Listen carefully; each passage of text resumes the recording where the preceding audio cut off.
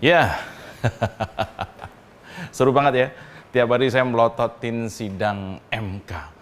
Dari saksi-saksi yang dihadirkan ini cukup, ya ada yang membawa angin perubahan, ada yang lucu. Tapi gini ya, Mahkamah Konstitusi itu memanggil 4 Menteri Kabinet Presiden Jokowi sebagai saksi dalam sidang sengketa Pilpres 2024. Itu intinya. Nah, ini baru terobosan menurut saya. Ini apa ya, saya sebut sebagai ini indikasi kuat ya, bahwa MK dalam sidang sengketa pemilu kali ini itu bekerja secara all out, bahkan bisa dibilang out of the box. Ini keren, menurut saya ini keren. Kenapa? Karena MK itu sekarang ini memang, sekali lagi saya bilang tadi, ada angin perubahan ya.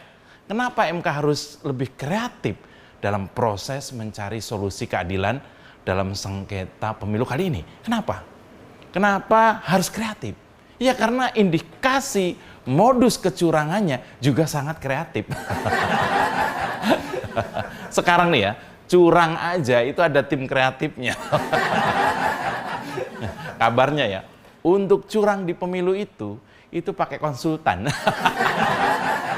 Apakah ini tanda-tanda gugatan akan dikabulkan? Apakah ini tanda-tanda kekalahan 02 di MK? Kalau tanggal 22 April nanti ternyata MK mengabulkan gugatan tim 01 atau tim 03 atau malah keduanya, ini akan sangat ironis banget. Ya, ini ironis banget. Kenapa? Karena capres, cawapres yang berpasangan karena ada campur tangan MK waktu itu harus kandas juga di tangan MK.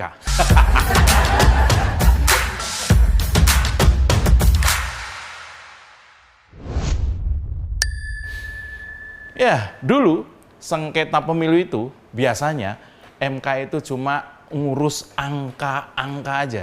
Cuma ngurus angka hasil akhir pemilu yang disengketakan. Dulu tuh kayak gitu menurut saya.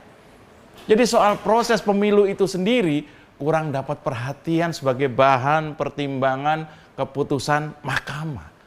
Jadi cuma masalah angka-angka doang. Sampai-sampai mahkamah yang harusnya sangat kredibel itu sempat dapat julukan sebagai mahkamah kalkulator. Karena dianggap cara kerjanya ya cuma ngitung melulu. Nah, kali ini MK agak lain, lebih progresif.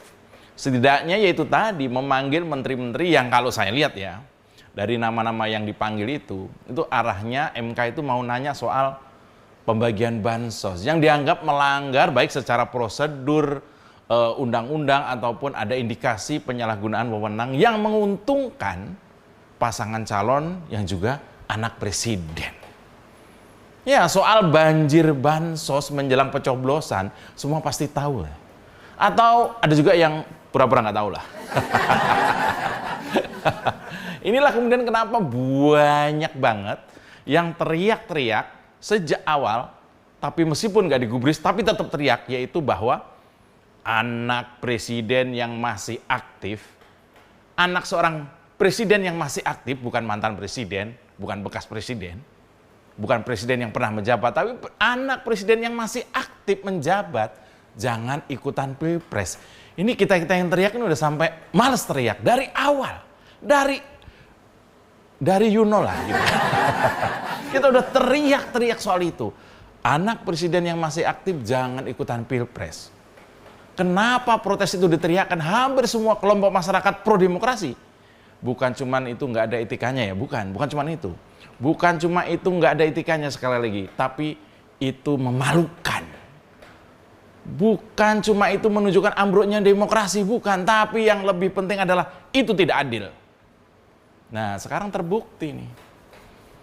Sengkarut pemilu ini sumbernya cuma satu. Ketidakadilan itu tadi berawal dari putusan MK karena ada campur tangan sang paman yang membuat anak presiden yang masih di bawah umur seorang cawapres seharusnya dimuluskan jadi bisa ikut pilpres. Ya, yang harusnya memang cuman usia 40 tahun minimal, tiba-tiba ada kalimat pernah menjadi wali kota atau bupati. Ya. Inilah awal mula bencana demokrasi itu. Nah, sekarang Se-Indonesia jadi ribet, dunia usaha ribet, karena jadi seolah-olah tidak ada kepastian hukum. Dunia pendidikan jadi rapuh, karena percuma mengajarkan anak-anak kerja keras, kalau yang bakal sukses itu tetap aja kalau ada orang dalam. Dunia politik juga jadi tambah ruwet, karena berbohong dan berkhianat itu jadi semacam platform baru untuk memenangkan kontestasi. Rakyat juga jadi ribet, karena merasa hanya jadi objek pemilu dan hanya jadi angka-angka saja. Dan ekonomi tanah air juga makin limbung. Rupiah anjlok. Hari ini hampir 16.000. Saham juga ambles. Kepercayaan dunia internasional terhadap demokrasi juga makin ambyar. Ini semua awalnya dari mana? Iya, dari mulai campur tangan MK waktu itu meloloskan cawapres anak presiden.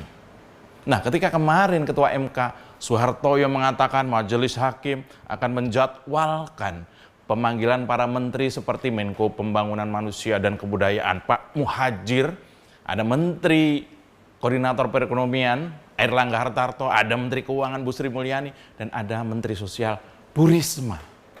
Bahkan juga akan memanggil Dewan Kehormatan Penyelenggara Pemilu. Ya, ini adalah apa yang tadi saya sebut sebagai terobosan kreatif dalam rangka menguliti proses pemilu yang disebut sebagai pemilu paling buruk semenjak reformasi ini. Saya yakin para menteri akan profesional menjawab atau memaparkan materi yang akan ditanyakan oleh para pihak, terutama seperti Bu Sri Mulyani, Bu Risma yang dikenal blak-blakan. Kalau Pak Airlangga ya saya nggak tahu ya, mungkin saya yakin akan jadi tontonan yang menarik ini. Ya, saya pikir keterangan semua saksi terhadap kemelut pemilu ini memang wajib dihadirkan. Supaya terang benderang, jangan sampai tiap 5 tahun pesta demokrasi malah menjadi ajang arogansi kekuasaan. Dan menjadi ladang politisi tanpa etika. Jadi subur, menjamur tiap periode kekuasaan. Menteri-menteri atau pejabat yang dipanggil ke MK untuk bersaksi akan ditonton jutaan rakyat. Ya, bagaimana mereka bersaksi, bagaimana mereka berkata jujur setelah disumpah, bagaimana mereka memperjuangkan kredibilitasnya, bagaimana mereka mempertanggungjawabkan uang rakyat untuk menggaji dan membiayai hidup mereka, yaitu dengan menjadi saksi yang jujur, transparan, dan bernyali. Meski ada saja asumsi ya, bahwa kehadiran Menteri Jokowi ke MK, jika kemudian tidak terbuka dan tidak berani membongkar segala indikasi penyalahgunaan wewenang presiden, malah bakal jadi sesi yang menguntungkan pihak penguasa. Katanya begitu. Seperti tanggapan dari Wakil Ketua Tim Pembela Prabowo Gibran, Otto Hasibuan, itu dia bilang bahwa kira-kira kehadiran 4 menteri yang disebutkan tadi itu dalam sidang nanti bisa merupakan sebuah blessing in disguise atau berkah terselubung bagi kubu Prabowo Gibran. Jadi kalau ada terselubungnya itu membuat deg-degan ya. Nah, menurut Otto itu keterangan 4 menteri kabinet Indonesia Maju itu akan menjelaskan kepada publik mengenai bantuan sosial yang selama ini dipersoalkan. Dia tuh yakin kalau keterangan keempat menteri itu bisa memperkuat kedudukan Prabowo dan Gibran. Wajar saja Otto bilang begitu. Meski saya melihat seolah ada nada yang cemas. Kita akan melihat lusa ya kira-kira. Ketika para menteri hadir sebagai saksi, apakah kemudian akan menimbulkan gelombang saksi-saksi lain jadi berani tampil? Bisa jadi. Karena info dari tim Amin itu ada katanya ada 10 saksi, mereka tuh mendadak mundur. Nah ini kenapa mundur? Apakah ada tekanan? Apakah ada ketakutan? Atau malah udah mudik duluan? Ya, demokrasi yang berkualitas itu memang perlu proses yang panjang. Kita tahu itu. Dan selama proses panjang itu akan ada saja ulah kelompok penguasa yang tidak punya malu. Nirmalu, menikam sendiri ibu kandung reformasi, bahkan yang dulu melahirkannya. Apa itu? Yaitu kebebasan melaksanakan pemilihan umum secara langsung. Harapan orang-orang yang ingin